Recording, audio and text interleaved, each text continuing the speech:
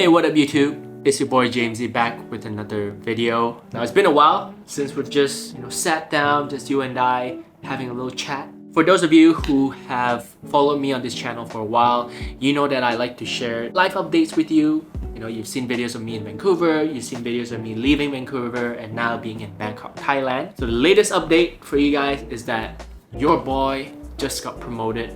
Yeah, let's hear it. So in today's video, I wanted to share with you the top 3 things that I've learned from past managers, people that I look up to, and things that I put into practice as to how I approach my day-to-day in the corporate environment. And again, disclaimer, this is not career advice. I just want to share with you these things that I've learned that has helped me to get promoted pretty quickly. So to give you some context, in my very first job, fresh out of graduation in Vancouver, I was promoted within 6 months. And in the recent role in Bangkok, Thailand, since I moved here about a year ago, I was able to be promoted within a year as well, which is the quickest of anyone in my role within my department. So without further ado, let's get to it. So the first thing is to identify. Now identify what, right? First thing that you need to do when you go into a new role or whatever role that you're in is to identify who the top performers are. These are the big dogs, right? These might be the people who, maybe just recently got promoted, people who are the top achievers, people who people speak highly of, right? These are the people that you need to identify within your first month in the new role. The reason for this is because these people are probably next in line to be promoted before you, right? Or they have something that they're doing really well that hopefully you can replicate, or if not, do better. So it's very important to know who the big dogs are. So this is something that I usually start to figure out as soon as I enter a new role, right? The top performers, top achievers, people who got recently promoted. What did they do? How did they do it? And can I replicate those skills as well? Because these people are your benchmarks, right? These are the people that you need to meet and then hopefully overtake, in the sense that first meet where these people are at and then start to outperform them in your workplace. The next thing that you need to identify is also not just from a competitive landscape perspective, but also from a company perspective, right? You need to identify whether the organization that you're in is actually an organization that has that culture of promoting people who are skilled and not by seniority. So that's something that you need to assess as well. Is this organization a place that you can actually flourish through hard skills, through output, through performance, rather than just being in the role for X number of years or just being an older person in the role? And how I was able to identify these things was to just have conversations with my manager, conversations with people, not just in my department, but also in other departments as well, right? What's the culture like? Do you see people who are young who gets promoted quickly? Things like that. And the reason this was very important to me was because for me, coming into this role, I was one of the youngest people in the team. Even in the previous role where I had to lead a team of people who were 5, 6, 7 years older than me, there's that imposter syndrome, right? So I had to make sure that I wasn't measured based on years of service, and I wasn't measured just based on how old I am, right? So that's something that you will need to start to identify. Okay, so point number 2 is assess. So now that you have identified, right, who the top players are, who the top dogs are, who the top performers are, you need to ask yourself truthfully, where do you stand? Do you see yourself being really far away from them? And if so, what can you do to be a little bit closer, right? Because as I mentioned, these are the people who are probably next in line when it comes to the next promotion cycle, right? So you as a new joiner, how can you be in that conversation? And to do that, you need to at least be as good as these top performers and obviously excel beyond them as well. And a good way to assess this is to look at the nature of your role. Is your role something that has really clear-cut, hard KPIs? If it does, great, right? It's easy to measure, it's easy to look at how you're doing versus these top performers. If it doesn't, how can you sit down with your manager and set out clear KPIs and set up a way to measure your progress and measure where you stand, right? So that's very important. You need to assess where you're at, where you need to be, so that you can make a case for yourself and make a case for your promotion. So that's what I did. Just to share with you a specific example, in my recent role, I was able to hit my KPIs within the first quarter, and I was able to be the top performer a few quarters in a row. And on top of that, I took on projects where I could lead a small initiative, where it doesn't have to be big, just lead an initiative that will help other people, that will help the company, and just take on projects, things that can show that you're making impact, not just in your role, but also in terms of business impact as well.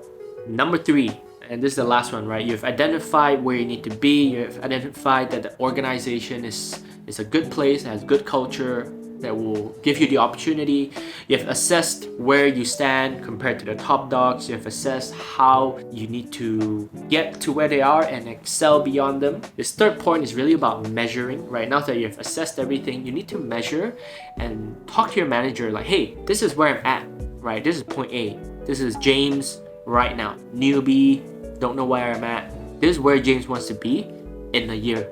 You gotta talk the talk, but you gotta walk the walk as well, right? Many of you, I'm sure, can walk the walk. A lot of you don't talk the talk, right? So make sure you be vocal. This is exactly what I did in my first quarter in my role here in Thailand. I told my manager, hey, this is where I'm at right now, and this is where I want to be in a year from now. I want to be promoted a year from now.